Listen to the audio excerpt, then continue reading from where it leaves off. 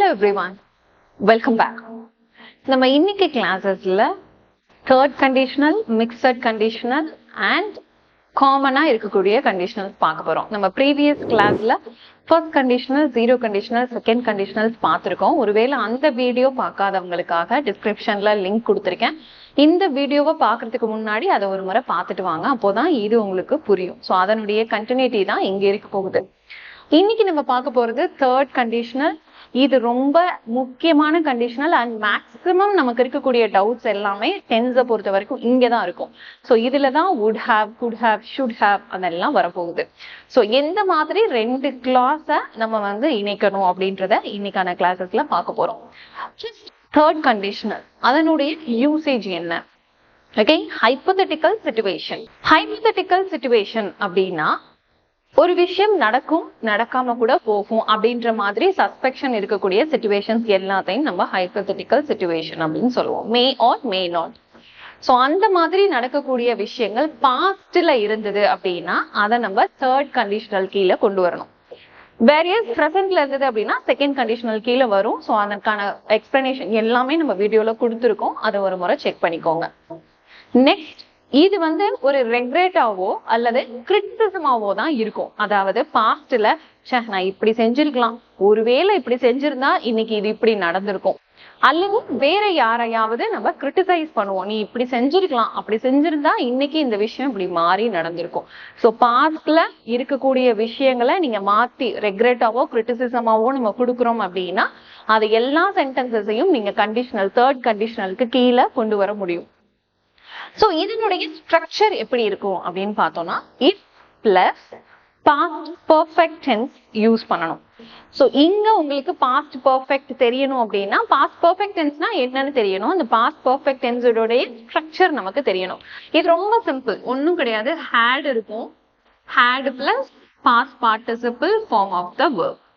நம்ம ப்ரீவியஸ் கிளாஸ்ல சொல்லியிருந்த மாதிரி இந்த கண்டிஷனல்ஸ் உங்களுக்கு நல்லா புரியணும் அப்படின்னா டென்சஸ் ஓரளவுக்காவது நமக்கு தெரிஞ்சிருக்கணும்.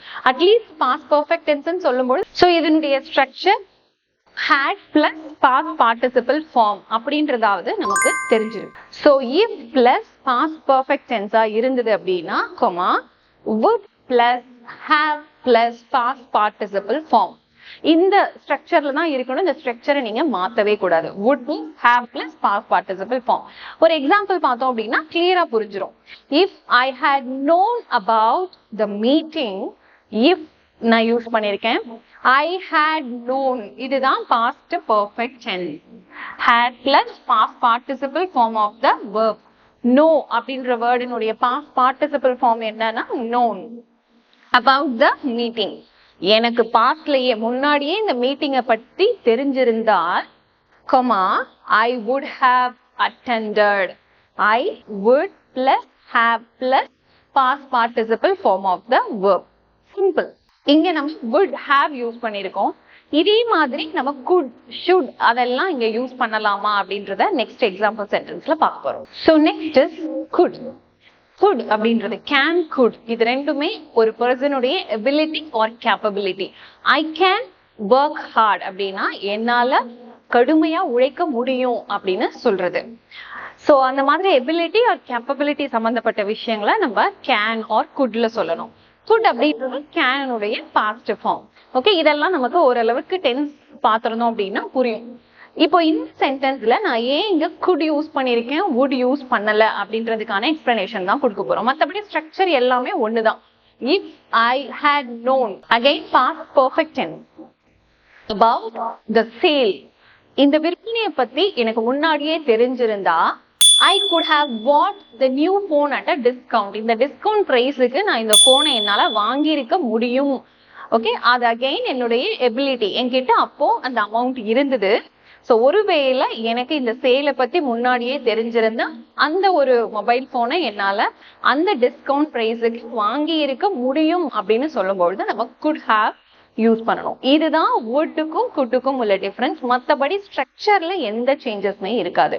இதே மாதிரி ஷுட் எப்படி யூஸ் பண்ணலான்றத பாத்துருவோம். So next should. இப்போ இந்த பிளேஸ்ல ஷால், ஷால், ஷுட் ஷால் அப்படின்றது பொதுவா ஃபியூச்சர்ல ஒரு சஜஷனா விஷயங்களை கேட்கும் பொழுது பயன்படுத்துவோம். அதையே நான் பாஸ்ட் ஃபார்ம்ல சொன்னேன் அப்படின்னா ஷுட். அண்ட் ஷுட் அப்படின்றது உறுதியாக செஞ்சாகணும் அப்படின்னு ஒரு சஜஸ்டனா சொல்லும் பொழுது நம்ம அந்த வேர்டை யூஸ் பண்ணிக்கலாம். இப்போ ஃபுட் அல்லது வுட் இல்லாம இந்த பிளேஸ்ல நான் ஏன் ஷுட் யூஸ் பண்ணிருக்கேன் அப்படின்ற எக்ஸ்பிளனேஷன் தான் பார்க்க போறோம். If she had studied harder, அவ கடுமையா படித்திருந்தாள் அப்படின்னா she should have passed the exam. அவ நல்லா படிச்சிருந்தா கண்டிப்பா எக்ஸாம் பாஸ் பண்ணிருக்கணும்ல அப்படின்னு சொல்லுவோம் இல்லையா தமிழ்ல. அந்த மாதிரி அவளுடைய சஜஷனா அவர் படிச்சிருந்தா அவ கண்டிப்பா பாஸ் பண்ணிருப்பாள்ல அப்படின்னு சொல்லும் பொழுது நம்ம should யூஸ் பண்ணணும். சோ இதுதான் could, would and should. இதுக்கு நடுவுல இருக்கிற டிஃபரன்ஸ். இதே மாதிரி இன்னும் ஒரு வேர்டு இருக்கு, may and might. அதை எப்படி இந்த ஒரு தேர்ட் கண்டிஷனல்ல யூஸ் பண்ணணும் அப்படின்றதையும் ஒரு எக்ஸாம்பிள் சென்டென்ஸோட பார்க்கலாம். So next word is might. இது ரொம்ப ஈஸியரான வேர்ட் கம்பேரிட்டிவ்லி. மே அப்படின்றது ரெக்வஸ்ட் ஆர் பெர்மிஷனுக்கு நம்ம பயன்படுத்தக்கூடிய வார்த்தை. ஸோ மைட் அப்படின்றது மே வேர்டினுடைய பாஸ்ட் ஃபார்ம். இதை எப்படி நம்ம தேர்ட் கண்டிஷனல்ல யூஸ் பண்ணணும்? If they had left earlier, அவங்க முன்னாடியே கிளம்பியிருந்தாங்க அப்படின்னா they might have got the bus. அவங்க அந்த பஸ்ஸை கண்டிப்பா புடிச்சிருப்பாங்க. அதை நம்ம எபிலிட்டியா சொல்லும் பொழுது இங்க குட்னு சொல்லலாம். அதாவது அவனால ஓடி பிடிக்க முடியும் அப்படின்னு அவனுடைய எபிலிட்டியை நீங்க மென்ஷன் பண்ணும் பொழுது குட் அப்படின்னு யூஸ் பண்ணிக்கலாம். சோ இந்த பிளேஸ்ல நம்ம ஒரு ரெக்வஸ்டாவோ அல்லது பெர்மிஷனாவோ இல்ல நடத்திருக்க கூடும் அப்படின்ற விஷயங்கள் சொல்றதால இங்க நம்ம மைட் யூஸ் பண்ணிருக்கோம். சோ இந்த மாதிரி தான் இந்த தேர்ட் கண்டிஷனல்ஸ்ல இந்த 4 வார்த்தைகளையும் நம்ம பயன்படுத்தணும். இந்த தேர்ட் கண்டிஷனலுடைய ஒரு யூசேஜ் அப்படின்னு பாத்தீங்கன்னா, நார்மலா நம்ம செய்யற தவறு என்ன, இஃப் தே ஹேட் லிஃப்ட் ஏர்லியர்னு சொல்லிட்டு தே மைட் காட் த பஸ்ன்னு சொல்லிடுவோம். இங்க ஹேவ மிஸ் பண்ணிடுவோம் சில நேரங்கள்ல. அப்படி இல்லைன்னா இஃப் தே லெஃப்ட் ஏர்லியர் அப்படின்னு சாதாரணமா பாஸ்ட் டென்ஸ்ல சொல்லிட்டு இங்க would have could have join பண்ணுவோம். ஸோ அது செய்யவே கூடாது. ஸோ இந்த ஸ்ட்ரக்சர் எல்லாம் நம்ம என்ன பண்ணிக்கணும் அப்படின்னா பை ஹார்ட் பண்ணி நம்ம நோட் புக்ல எழுதி வச்சுக்கணும். இதை ரிப்பீட்டடான ப்ராக்டிஸ் கொடுக்கும் பொழுது கண்டிப்பா பேசும் பொழுதும் இது நமக்கு சரியா வந்துடும். ஸோ இன்னைக்கான வீடியோல நம்ம கண்டிஷனல்ஸ் பார்த்தோம். இந்த கண்டிஷனல்ஸ் பாக்குறது மூலியமா டெஃபினட்டா டென்ஸ்ல இருக்கக்கூடிய டவுட்ஸ் நமக்கு ஓரளவுக்கு கிளியர் ஆகிருக்கும். அண்ட் இந்த would have, should have, இந்த பாஸ்ட் பெர்ஃபெக்ட் டென்ஸ் எல்லாம் எப்படி யூஸ் பண்ணணும் அப்படின்ற டவுட்ஸும் கிளாரிஃபை ஆகிருக்கும். இந்த மாதிரி கிராமர் கிளாஸஸ் நீங்க கண்டினியூஸா பார்க்கணும் அப்படின்னா இந்த சேனலை சப்ஸ்கிரைப் பண்ணிக்கோங்க. பிளஸ் இந்த வீடியோ பிடிச்சிருந்தா ஒரு லைக் பண்ணிடுங்க. நெக்ஸ்ட் உங்களுடைய எக்ஸ்பெக்டேஷன் என்ன கிராமர்ல அப்படின்றதையும் கமெண்ட் செக்ஷன்ல சொல்லுங்க. என்னால முடிஞ்ச வரைக்கும் உங்களுக்காக வீடியோ பண்ண ட்ரை பண்றேன். பாய், I'll meet you in next video.